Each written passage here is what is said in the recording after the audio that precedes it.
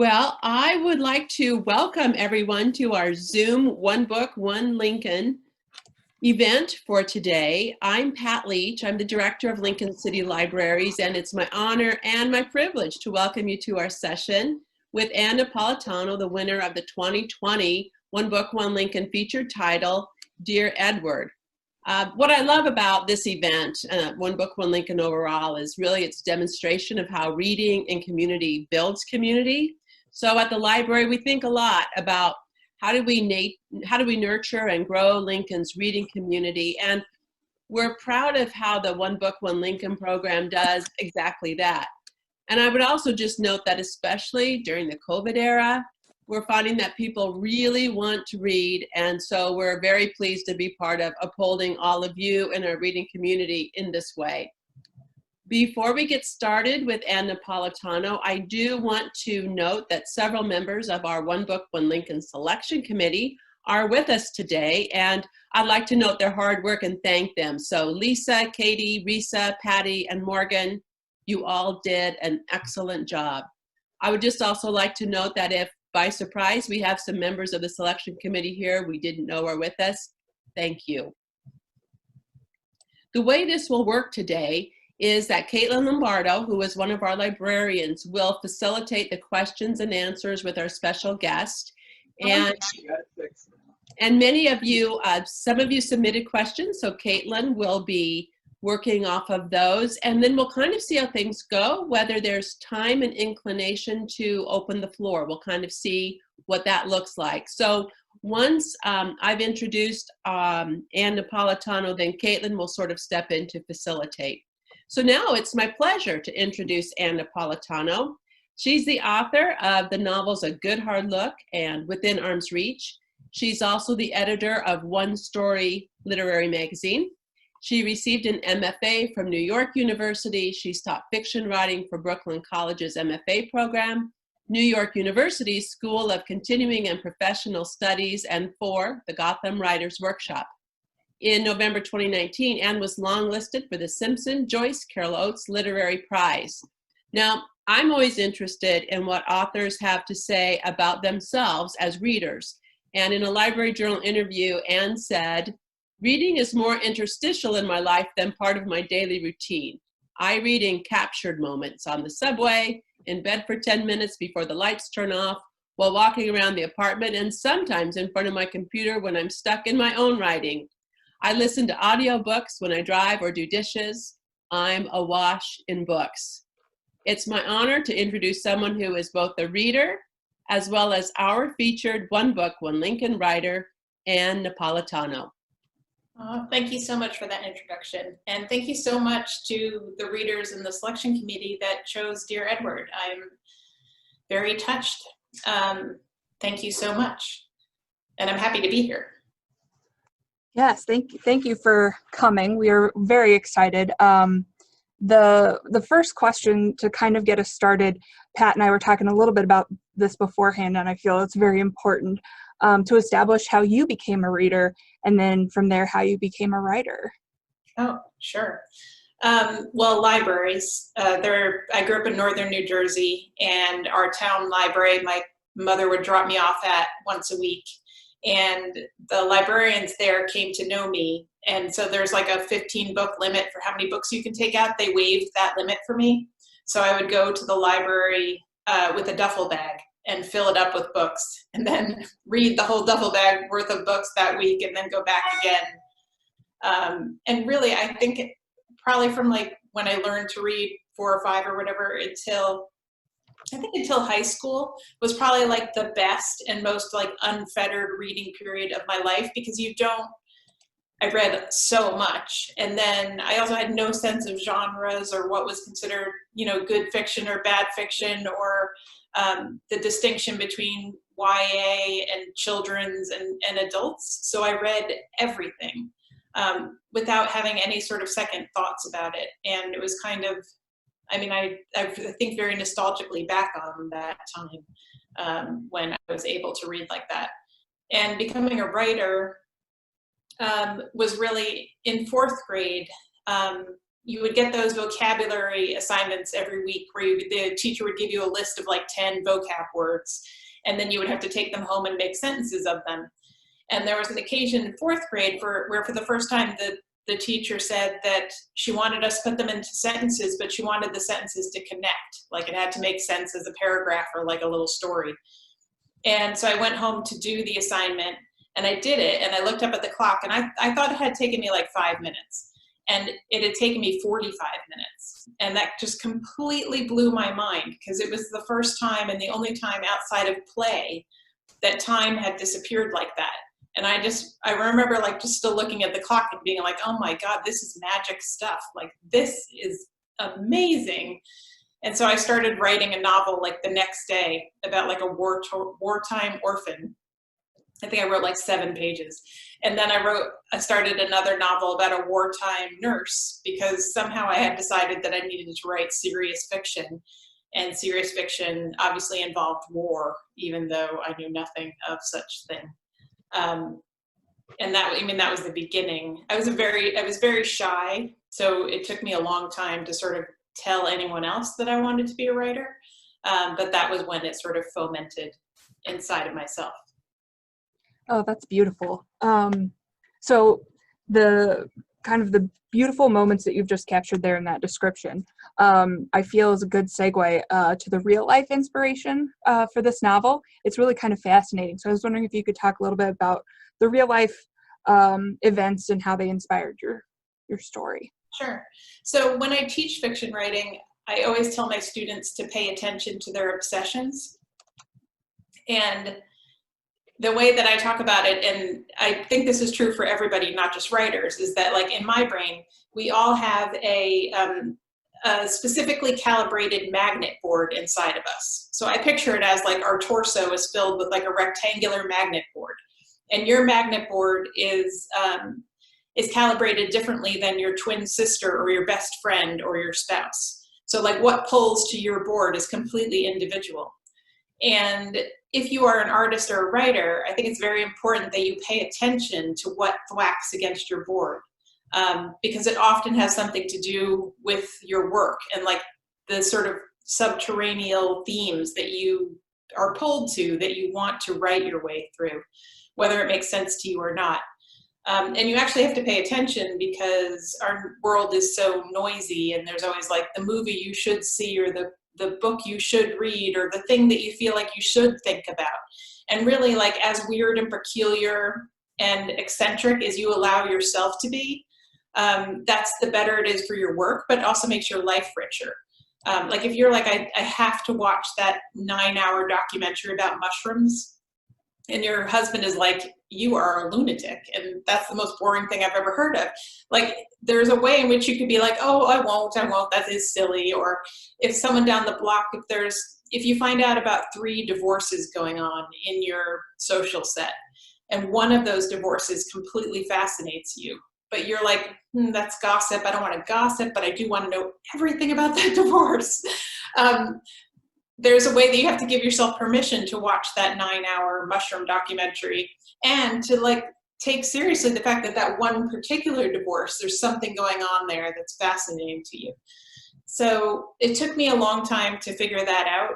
There was my second published novel, A Good Hard Look, had the writer Flannery O'Connor in it, who's a real short story writer from the South. And she just showed up in the book, and I did not want her to be there. And I fought that book, and I fought her being in the book for a really long time, because I couldn't accept the fact that she had Flannery O'Connor, in reading her in college, had like stuck to my magnet board. But by the time I finished A Good Hard Look, I was very open to listening and paying attention, and realized really like how important that was, and how fortunate I was to be able to have these things sticking and pay attention to it. So what happened was I became obsessed with a news story. In 2010, there was a real plane crash. It was a flight from South Africa bound for London, and it crashed in Libya. And there was only one survivor, and it was a 9-year-old Dutch boy. And they found him still strapped into his airplane seat about a half mile away from the rest of the wreckage. He still had his seatbelt on, and he had a punctured lung and a broken leg, but he was otherwise completely fine. And everyone else on the flight, including his parents and his brother, had died immediately. And it was huge news at the time. Very few people remember it now because so many terrible things happened in the interim. I think we can't fit them all in our brains. But it was on every newspaper 24/7. Everything was a massive international story. And there are two things I think that that really anchored my obsession in this case. And the first is probably the smaller one, but in 2010, it was the first time that social media looked like what we recognize it as today. Sort of, it had like elevated to a level that it's recognizable. So really, in 2010 was the first time that everyone you knew was on Facebook, including your mother. So when this huge news story took place, instead of just getting the story through Anderson Cooper on CNN and the New York Times and the gatekeepers, the journalists, there were also girls around the same age as the Dutch boy who created Facebook pages for him about how cute he was and how sad they were for him. And there were airplane aficionados who were speculating online about why that plane had crashed because we didn't know. There was a leak from someone who worked in the hospital where the little boy was, and saying that the president of Libya had called the little boy in his hospital room to see if he was okay. And I found all this fascinating because it gave me this like 360-degree view of the event. You heard like normal people weighing in and not just the gatekeepers. So that was really interesting to me. And the second thing, which is probably the more significant thing, was that even if you Google that that crash now, there's like two photos that always come up. One is of the actual debris from the plane crash, and then the other one is a picture of the little boy in his hospital bed. And I found out later it was an unauthorized photo, but he's lying in his hospital bed. His eyes are closed. He has a bandage around his forehead, and he's a beautiful little boy. And he looks so small and so broken in that hospital bed. And I have two sons. And at the time when the crash happened, they were 1 and 3. And I would just look at this little boy and think, how is he going to be able to climb out of that hospital bed and walk out of that hospital without his mom and his dad and his brother? Like, how could anyone expect him to be able to do that?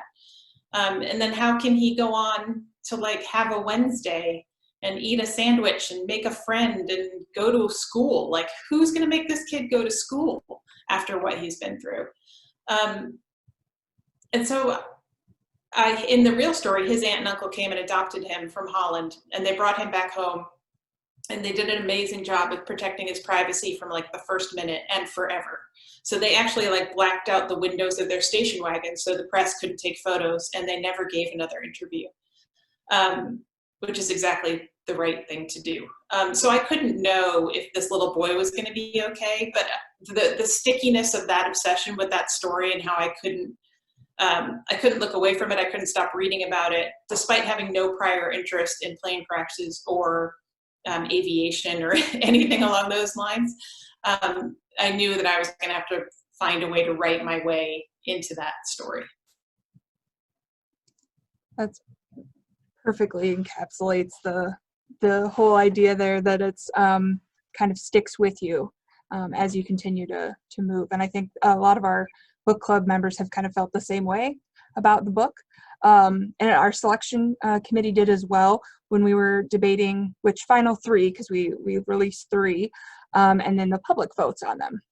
So when we were debating the final 3, a lot of our selection committee members were saying that this was a book that we needed right now. Why do you think it brings so much comfort? Was that something you did intentionally, or was it just kind of natural to the story? I didn't do much of anything intentionally. I mean, I think what I wanted to find out was whether a person could go through something so unbelievably horrible and find a way to be okay on the other side of it, for whatever that definition of okay is. And when I started writing the book, and because of this real crash that had happened, I really wasn't sure whether that was possible. But what I was interested in was creating sort of a set of fictional circumstances to take this character through that situation and see if it was. I mean, it's a lot about grief and it's about kindness. I think that's part of it. One of the things that I found was that there was no way for Edward to be okay unless there was kindness all around him.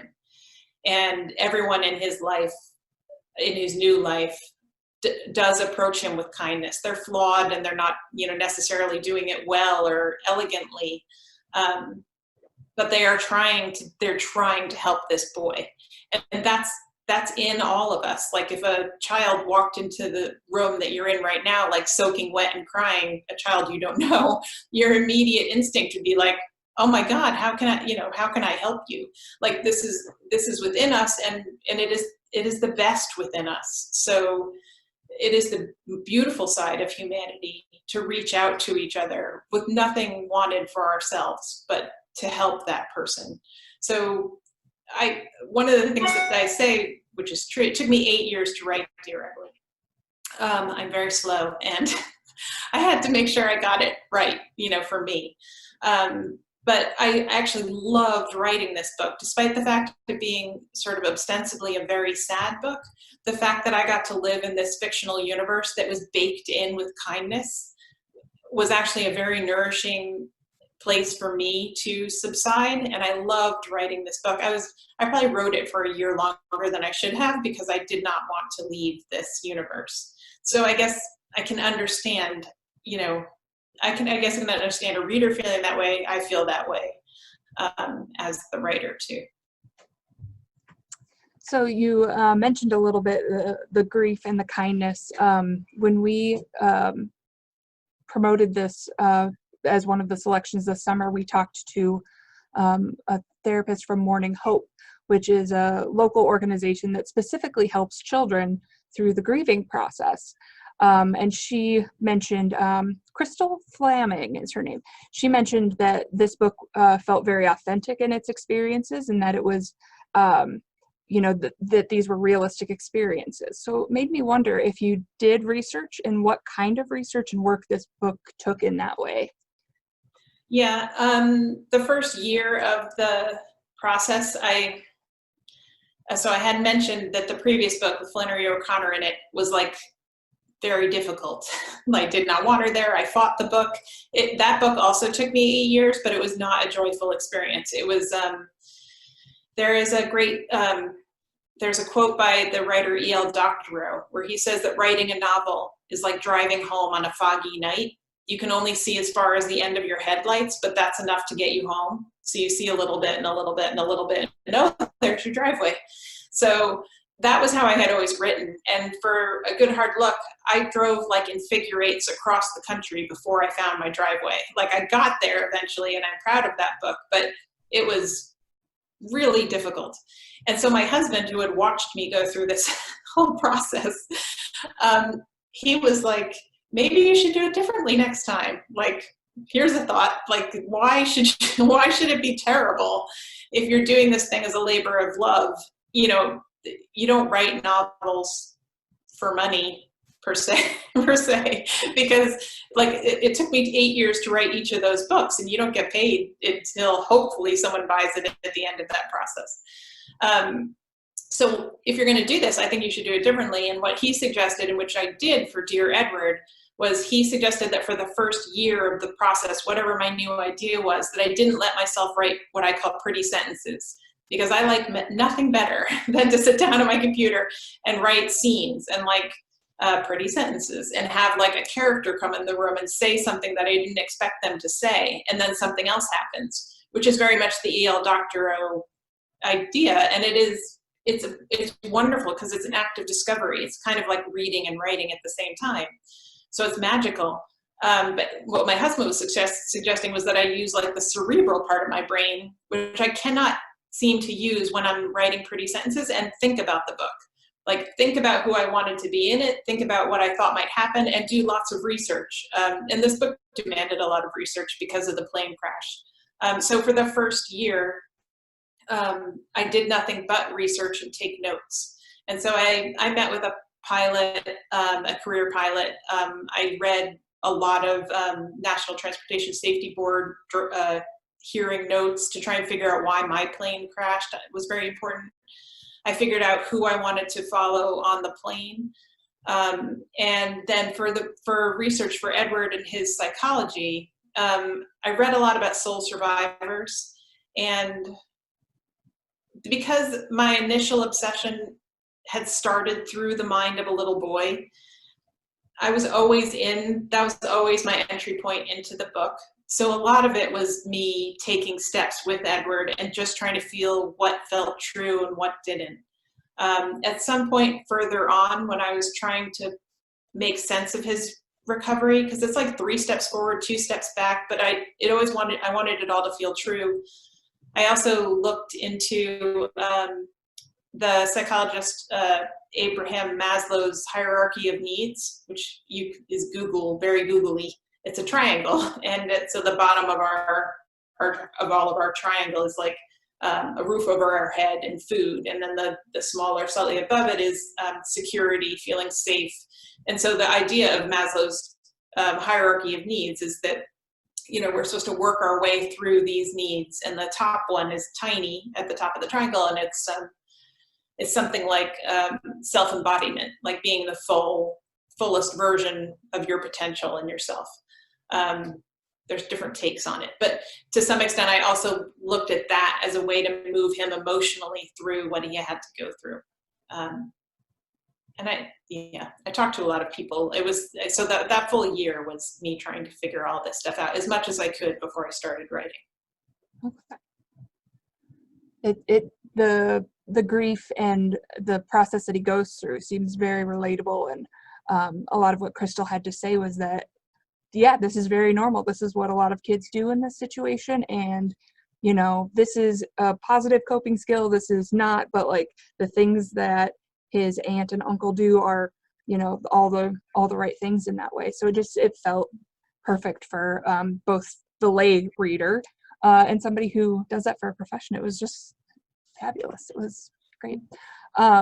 So the format where you're jumping back and forth between Edward current day, like living each day after, and then the moments up until the plane crash, kind of sliced in between each other.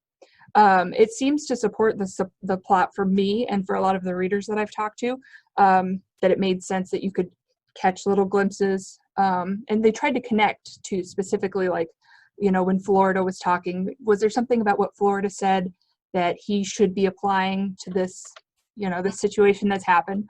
So I was wondering if you could speak a little bit to the reasons why you laid it out the way you did, or if it kind of blossomed itself, how it worked out.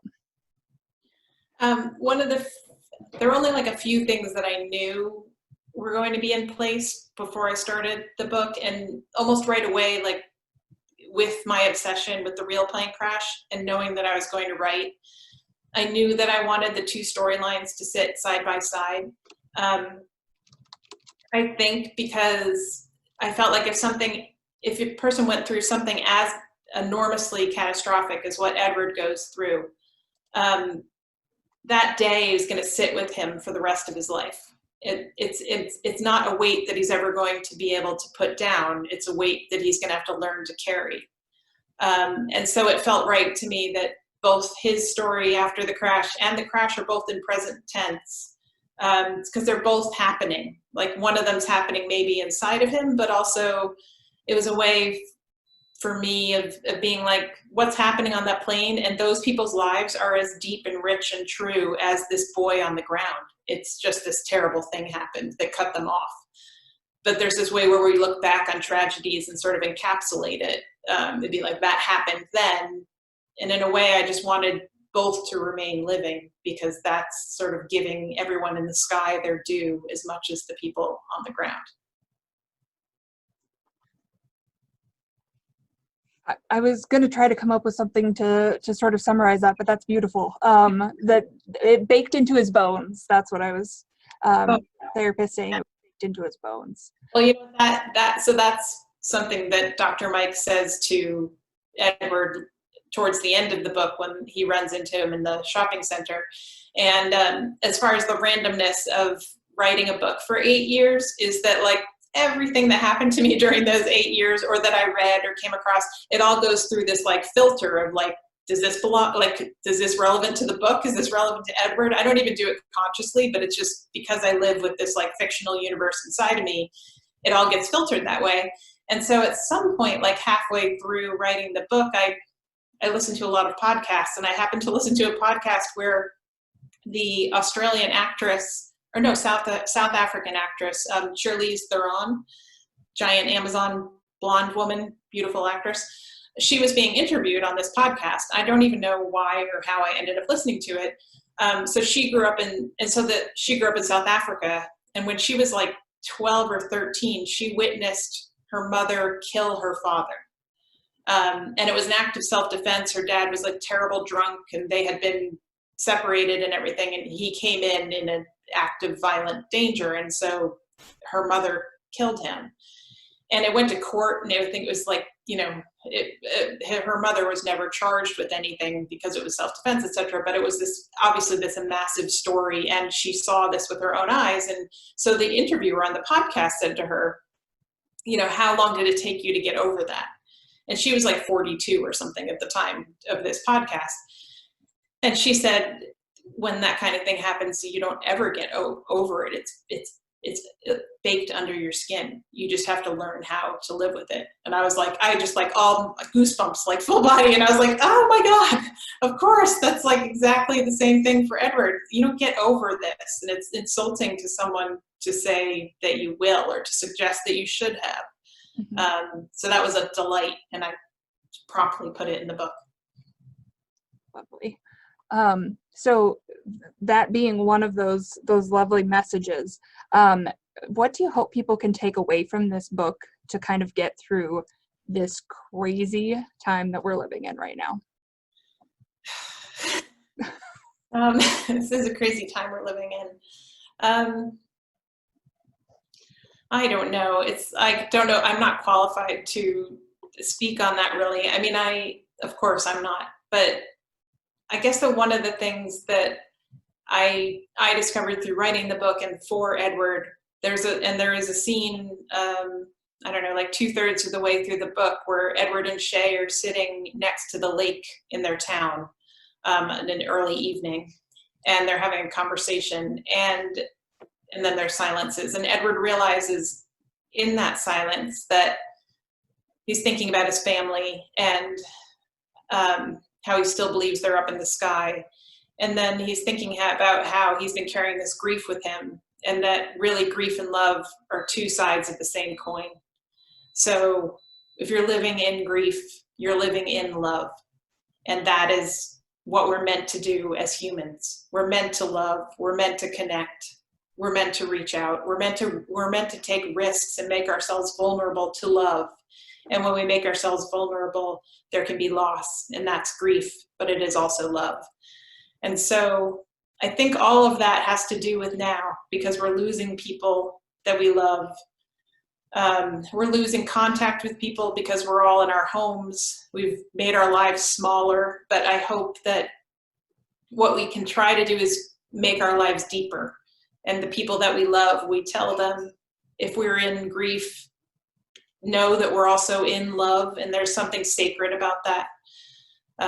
So I think the conversation around this in the book is relevant to what's happening now. It's hard for me to put into sentences or to presume that it would help anyone in any way, but it's what the conversation that's happening in this book happens to be relevant to the conversation that's happening in our society right now, or should be, for us to get to the other side. Yeah, I think that's perfect. The love and grief being two sides of the same coin. I think that's a really important observation. One of the things in library service that we always try to keep in mind is that you never know what baggage people have brought to the table. So I think those two things kind of work hand in hand, that you never know what grief somebody has, so trying to give them as much love to flip that coin, as it were. I think that's so, that was a profound thing for me to learn and to be able to use in my service. So I think those, chills. No, that's very lovely. There's that there's an Dowden poem that people read at funerals. I can't, like, if I must love, let me be the one to love more. It's not right, but it's something like that. Like, so in service, like to stay in love and to know that people's pain is often, their anger is often pain. We don't know what, we're each carrying through the world. And if you have the bandwidth to respond with kindness and love, that's better for you and for them. That's a good way to put it. If you have the bandwidth. We don't always. Right. Like the spoons. If you've ever heard the spoons analogy, somebody who is normally abled has 10 spoons. And so throughout the day, maybe making a meal costs a spoon, getting dressed costs a spoon, getting out the door to work costs a spoon. So somebody who is struggling with mental illness or physical disability, they start the morning out with 4 spoons. So thinking about, I don't have a spoon to spend on caring about recycling my cardboard today, or, whatever thing it is that helps you get to the dinner table or to whatever the next spot is. I think that kind of fits with your. I never heard that. That's wonderful. Yeah. So we're getting into the section now where I've got some book club questions. And one of the questions I got a couple of times was, how many characters from The Airplane are based on people that you know? Somebody actually said some of them have such an intimate level of detail that it seems they must be drawn on someone familiar. So I was wondering if you could speak to that at all, if they're based on real people or Sure. collages. Yeah. Well, so during that year of planning and research and whatever, when I knew I was going to set part of this half of the book on this plane, I was excited in a dorky way as a writer because everyone flies. If you're writing about a family who live in a house on a cul-de-sac, you're really limited by the demographics of that family or the town or whatever. But like virtually every person finds their way onto a plane at some point in their life. And a plane also has this like delicious first class and economy. So like there's this economic distinctions that like we all take for granted when we walk through first class on a plane. So I wanted to choose people that sort of were as different from each other as possible to cover on the plane. And so I did a lot of reading that year, like Crispin Cox, the octogenarian billionaire. I read, I always want to forget his name, the guy who ran GE for like 40 years, Jack Welch. I think it's Jack Welch. It's called Jack, Straight from the Gut. And I found it very funny. It's not supposed to be funny, but it's like he's got lots of pizzazz and spunk and real believer in capitalism, and he has this moxie. So I read that in research for Crispin. And there's a book about math written by David Foster Wallace, the writer, that I read for the dad who is a pure mathematician. And I have a friend who's a pure mathematician, and it's always fascinated me because it's like not math. It's like it's like genius stuff that is almost impossible to comprehend. And so that's very interesting to me. I read a really wonderful nonfiction book called War by Sebastian Junger, who's the guy who wrote A Perfect Storm like 15 years ago that was huge. Wonderful book, obviously about war and living in Afghanistan in a troop. And I read that for Benjamin Stillman. And I also have a friend who's in the military, so I spoke to him. My husband also challenged me during that year of preparation to read outside of my normal genre, just to like mix everything up. So my normal genre would probably be like literary fiction or historical fiction. So I read a lot of nonfiction that year, but I also read a lot of graphic novels. And one of the ones that I read was a series called the Sandman series by Neil Gaiman. And that book has like characters in it called like Dream and Death.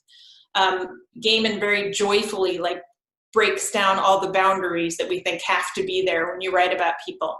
And so when I was reading the Gaiman books, I was like, why can't I have a character who believes that she's lived multiple lives? So it was reading Gaiman that inspired Florida on the plane.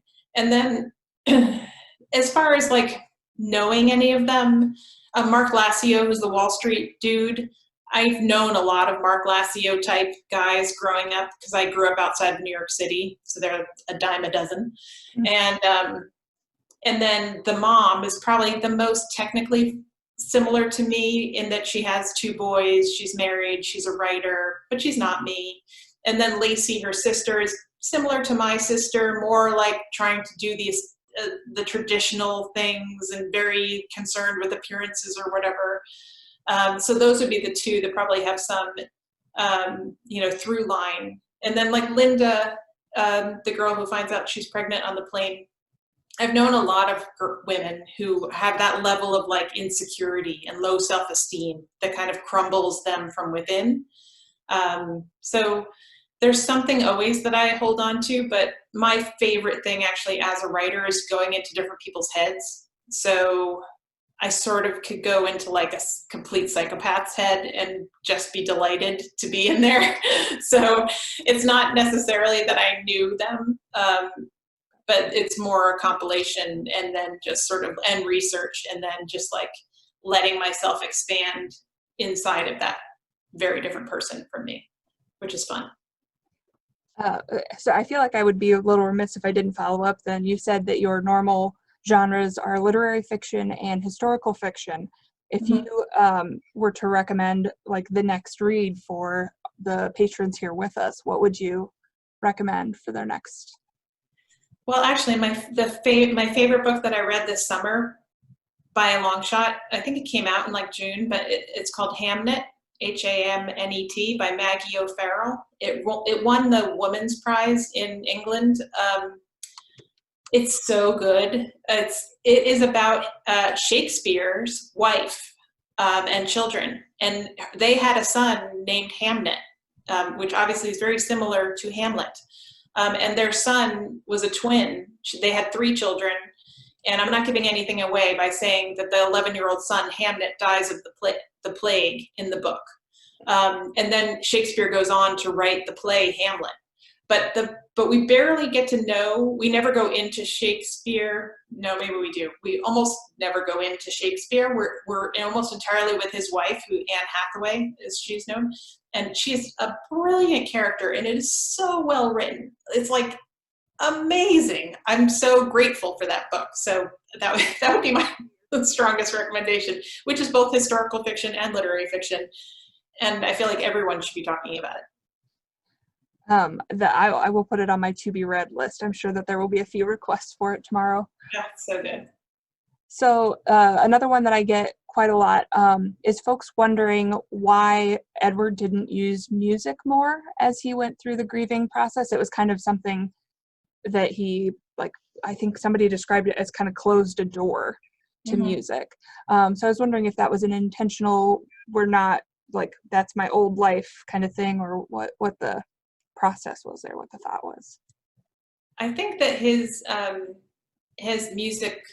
musical ability and connection to music died in the crash with his brother. I think he was waiting for it to come back, and it never did. He was such a musician and such a pianist that he had music playing in his head all the time, and it never came back again after the crash. I think, he was Eddie, and now he's Edward, and Edward doesn't have that anymore, which is another loss, obviously. But that was what felt right to me. Yeah, that kind of makes sense to me too. I wonder who, this was another one that we got quite a lot, who these characters would be in a movie. Like, who would you cast to play Edward? Who would you cast to play the aunt, and all these different fabulous characters? Well, Edward, I don't know young actors, like it would be young enough to play. All my frames of reference are like 20 years older than plus from Edward's. I can't really do that. I can say that it's been optioned to be made into a television series. So we'll see if that happens. It looks like it kind of is happening. We'll see. It would be on Apple TV. They're kind of working, like writing it now. So, but we'll see. These things like almost never actually happen. But if it becomes a television series, we'll see. It's very hard. To me, in my head, they are these particular people. It's not like I'm like, oh, he's Brad Pitt. Like it doesn't. I'm like probably the last person that should think about casting. Interesting. We got, oh shoot, what was it? I'm trying to think. Anne Hathaway should have been in your movie. There were a couple of them that were just like, oh yeah, standouts. That would be perfect. The young boy from Goldfinch, they felt like would be a very good. Oh, I've heard people say that. I haven't seen Goldfinch. I really like that novel, but I haven't seen the Yeah, there's movie. some similar like. Yeah. I think that. Yeah. Well, so the last question that I have, and then I would open it to the group. If anybody wanted to submit a question to the chat there, that's probably going to be the easiest way, so we don't have a bunch of mics fighting for each other. So if you have a question, submit it to the chat. But this is the last one that I kind of had, and it's very meta, so bear with me. Obviously, you didn't know what would happen the year this book was published when you started it, almost, I think, 10 years ago from the plane crash. What is it about this book that makes it complete for people? So many people that I've talked to, that when the book ended, there was no other way that they could have pictured it ending. They felt like that was the perfect arc for him, the perfect resolution. I'm out of words to try to explain that. Well, what I can say to that is that from one of the few things that I knew when I started was I felt that the last page of the book was going to be him being found in the wreckage and him saying, I'm here, I'm here, I'm here. I didn't know at the time whose voice that was going to be in, like who it was who was, writing that. I thought maybe it would be Edward's memory. I didn't know it was going to be the paramedic who found him, who writes him a letter. But that was what I thought the last page of the book was. And so I was always kind of writing towards that. And actually, when I sold the book to publishers, that was the last, initially when I sold it, that was the last page. And it was my editor who had the really brilliant, I think, idea to take a chapter that was already in there. I already had Edward and Shay going to the memorial site, but it was one of the interstitials before that, to move that to the end and make that the epilogue. Which I think was brilliant and exactly the right thing to do. And once I did move it, I did rewrite it, give it more meat, I guess, or whatever, to have it be the end of the book. So I can't even really take credit for the end being what it is. It was all in there, but moving that actually, I think, just made it really work. Beautiful. So I don't have any questions sitting in the Zoom chat, you guys. So if there's anybody who's got a question, submit it in there. I've got a comment that somebody has read Hamnet. They loved Hamnet. Should all read Hamnet. At previous functions that we've done with the author for One Book, One Lincoln, we've had the opportunity to sell copies of the book and have the author there with us. Since we don't have a substitute for that, I was wondering if there was anywhere that people could buy a book from you that would be signed, or if there was an avenue that they might go about doing that. If not, that's fine too. This is kind of a last minute question that somebody submitted. I've been mailing book plates to people when they ask, so I can do that. I'd rather that you bought the book from your independent bookstore, wherever, whatever independent bookstore is close to you or that you love, from wherever it is in the country, because they all need our support right now, terribly. So many of them are closing. So I would love for you to do that. And then if you email me through my website, I will send you a signed book plate to put in the book if you like. There you go. So we've got Francie and Finch locally, Indigo Bridge, Novel Idea. I think those are the kind of the big three local bookstores for all books here locally. So let's see. We've got a couple questions. Oh, interesting. Monica wants to know if you've considered writing a sequel to Dear Edward, following him further down the road. I actually did consider, I thought maybe that the next book, after I'd finished it, I had an idea that would have kept Edward and Shay in it. But but I was torn. And then I talked to my agent about it. And interestingly, she told me that readers hate sequels. They like series, but they hate sequels because they all think they know Edward and Shay, and they know what they feel like is going to happen to them. So even if I wrote a wonderful other novel with them in it, like 50% of people would be pissed because it wasn't how they imagined that it would be. So I'm not ruling it out. I just, the book I'm writing now does not have Edward and Shay in it, but it was tempting. That was another question. What are you currently working on? So. Yeah, the pandemic has been very good for me from a writing point of view, because it's like a real escape for me. So I'm writing a new book faster than I've ever written a book in my life. I can't even believe how much I've written since the pandemic began. So the good news is that it'll be much shorter to my next book coming out than it ever has been before.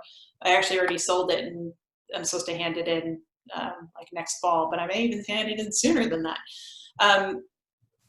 I don't know how to talk about it yet. It doesn't have a title. It's set in Chicago from 1960 to like 2011, and it's about 4 sisters, and 2 of them end up marrying the same man, not at the same time.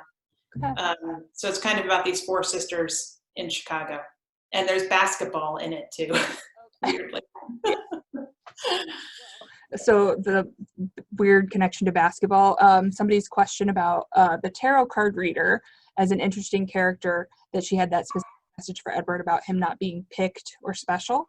What was the inspiration for that? Well, that tarot card reader is Florida. Okay. So she knows Eddie. That's why she calls him Eddie. And that's her in her next body. And so, I mean, what she tells him is just basic wisdom and cutting.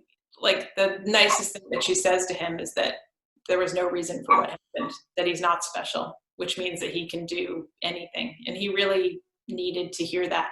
And it's Florida telling him. There's like, you can hear there's chimes in that scene that are meant to like probably half the people that read the book think that maybe it's Florida and half don't. And I think it's fine either way. There's like clues in there to make you think it's her, but Yeah. But it is her. Yeah, I was say she seems the description of her always seemed very hippy dippy, so it would very much fit with that. Yeah.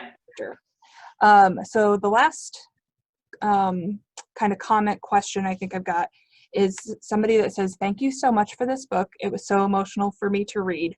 I've lost all of my immediate family, and this helped me go through some of the grief process. Reading through this book showed a grief process and just touched me deeply. Thank you." So not only touching regular readers as we go through this crazy time, but also people who are going through a little bit more personal crazy time. So yes, thank you so much, Anne, for coming and chatting with us. We ended up having like 90 guests here, which is just incredible. I think I'm going to hand it back over to Pat so she can kind of sum it up for us. Thank you, Caitlin, and thank you all of you for listening to me. Thank you, Caitlin, and thank you so much. In some other year, we will all gather together for something like this. But you know, in some ways, there's something really cool that as I see pictures of everyone, here we are in our living rooms, in our studies, in our homes, welcoming Anne's comments, and I think that probably these are the same places we were when we were reading Dear Edward. So there's something kind of wonderful about that also. My experience always in hearing people talk about a book is that I think, oh, I better go reread that book. There apparently were some things that I missed or some things that I didn't put together. And I think that's just an indicator of how rich it is to hear from an author about a book that we've read. So, Anne, I want to thank you again for joining us today and being part of our One Book, One Lincoln selection, for being part of our experience of this. And I hope I see all of you soon at the library. I hope that you're doing what you need to do to stay safe, but have plenty of reading. And we so look forward to knowing that next year we'll be together reading our next One Book, One Lincoln title. Thank you so much for joining us today. Thank you, everybody.